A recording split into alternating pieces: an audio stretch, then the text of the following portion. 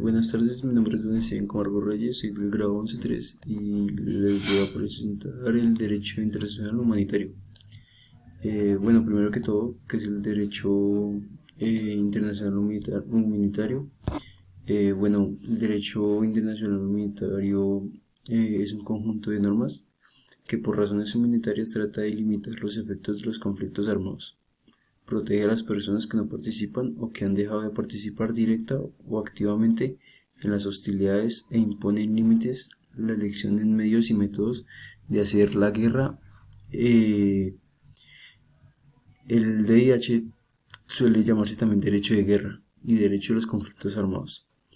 El derecho internacional humanitario forma parte del derecho internacional público que está compuesto principalmente por tratados, normas de derecho internacional consuetudinario y principios generales de derecho.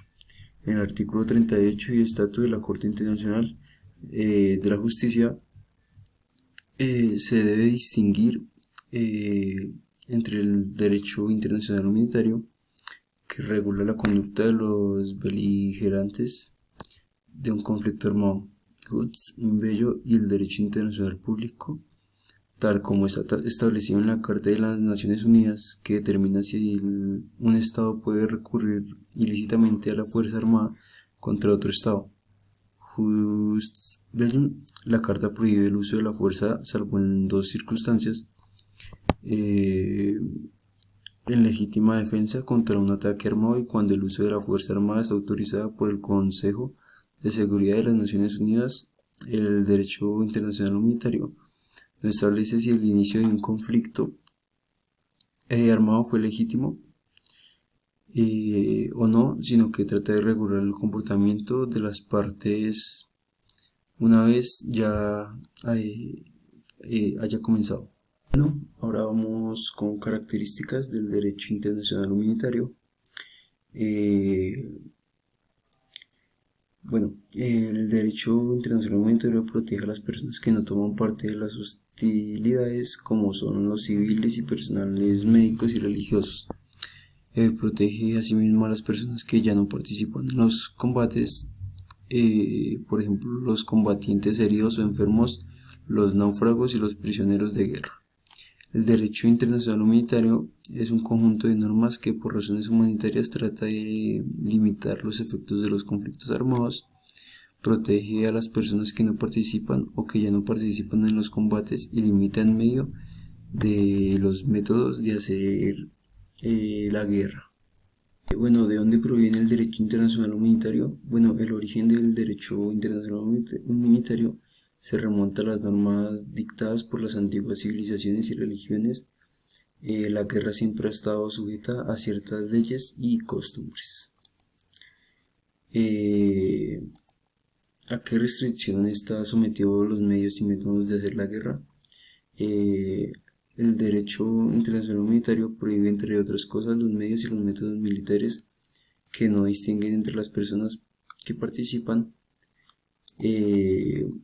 en los combates y las personas que no toman parte en los combates, al fin a respetar la vida de la población civil, de las personas civiles y los bienes civiles. Causan daños superfluos o sufrimientos innecesarios, causan daños graves y duraderos al dolor. ¿Dónde se encuentra el derecho internacional humanitario? El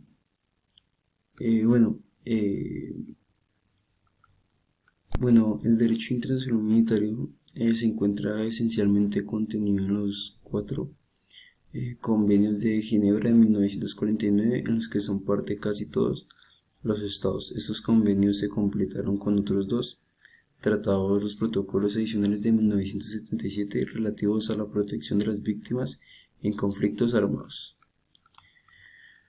En 2021 hubo 884 violaciones al derecho internacional humanitario en el conflicto en Colombia. CICR se registraron 553 agresiones contra el personal de salud, instalaciones y vehículos sanitarios. En el derecho internacional humanitario se estipula un sistema de represión de las violaciones de esta rama del derecho. Dichos sistemas se basan en la responsabilidad penal individual de los autores de esas violaciones. Cabe señalar que esas también se pueden cometer por omisión. Bueno, también quiero hablar de los métodos y medios de guerra, de el derecho humanitario. Bueno, el derecho internacional limita los métodos y los medios de guerra. Estas restricciones se aplican al tipo de armas utilizadas, a la manera en que se las emplea y a la conducta general de todos los que participan en el conflicto armado. El principio de distinción establece que los principios y las partes del conflicto armado deben decidir en todo momento entre combatientes y objetivos militares, por un lado, y personas civiles, bienes de carácter civil, por el otro, y atacar solo los objetivos legítimos. Métodos y medios. Bueno, los principales tratados que imponen límites a los métodos y medios bélicos con la Convención de la Haya de 1907 y protocolos adicionales de 1977, a los convenios de Ginebra de 1949 y una serie de acuerdos entre armas específicas del CICR ha participado en el proceso de elaboración de los tratados de este ámbito. En términos generales, el derecho internacional humanitario prohíbe los métodos de medios de fuerza de guerra en causas de daños superfluos o sufrimientos innecesarios. Por lo tanto, no se permite algún tipo de armas y se restringe la manera en que otras armas se emplean. Entre los tratados específicos para limitar el empleo de ciertos tipos de armas se encuentra la Convención de Ottawa de 1997 sobre la prohibición de las minas antipersonal, el protocolo del 2003 sobre restos explosivos de guerra, añadiendo a la Convención de 1980 sobre ciertas armas convencionales y la Convención de Dublín sobre municipios en racismo. También se ha logrado avances en el control de proliferación de armas pequeñas que son tan letales en muchos de los países más pobres.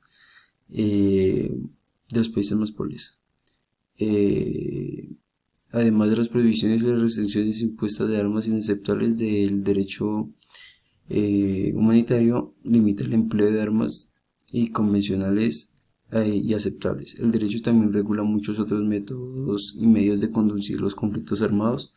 Se trata de normas relativas del uso abusivo de banderas de identificación y trato de los mercenarios. Está prohibido ordenar que no haya sobrevivientes de los enfrentamientos. Se aplican normas específicas a la zona desmilitarizada y las zonas que no protegidas. La distinción en los conflictos armados internacionales. Los combatientes tienen derecho a participar directamente en las hostilidades. En otras palabras, tienen permitido cometer actos de guerra lícitos destinados a lograr un objetivo militar de la manera más efectiva posible. Sin embargo, el principio de distinción requiere que sus actos de guerra se dirijan contra combatientes del enemigo y objetivos militares. Eviten los daños innecesarios y excesivos a las personas civiles. Por lo tanto, la aplicación del principio de distinción exige definir claramente las personas y los bienes que es ilícito atacar. Por lo que respecta a las personas, los combatientes del enemigo son miembros de las Fuerzas Armadas de una parte de un conflicto, salvo el personal médico y los capellanes de las personas que no sean miembros de la Fuerza Armada. Son civiles y por ende no deben ser objeto de los ataques. Sin embargo, hay una excepción. Es lícito atacar con los civiles que participan directamente en las hostilidades, sea por forma individual o como parte por un grupo, aunque solo mientras dure su participación directa en las hostilidades. Por lo que se respecta a los bienes, los objetivos militares se definen mediante dos pruebas. El objetivo por atacar debe contribuir eficazmente por su naturaleza, ubicación, fin o empleo a la acción militar del enemigo, y su destrucción parcial o total, su captura o neutralización. Debe ofrecerle en las circunstancias del caso una ventaja militar concreta. Todos los bienes que no responden a la definición del objetivo militar son bienes de carácter civil y se le debe preservar de los ataques. El derecho internacional humanitario incluye varios controlarios del principio de distinción a fin de garantizar la protección de las personas civiles.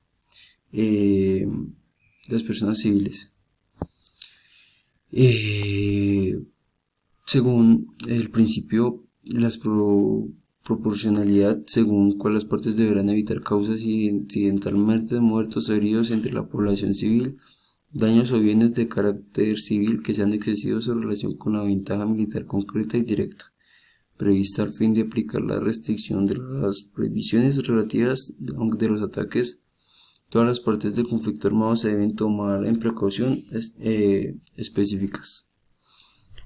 Por último, las normas sobre la conducción de las hostilidades también conceden protección específica de algunos bienes, incluidos de los bienes culturales y los lugares de culto, como los monumentos históricos, los bienes indispensables para la supervivencia de la población y para lo civil, incluido áreas agrícolas para la producción de alimentos, sembrados o instalaciones para el suministro de agua potable y obras e instalaciones que contengan fuerzas peligrosas, en particular represas, disques y estaciones generadas de energía nuclear y eléctrica.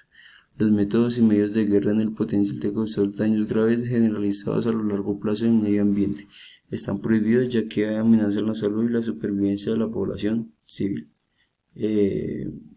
Muchas gracias.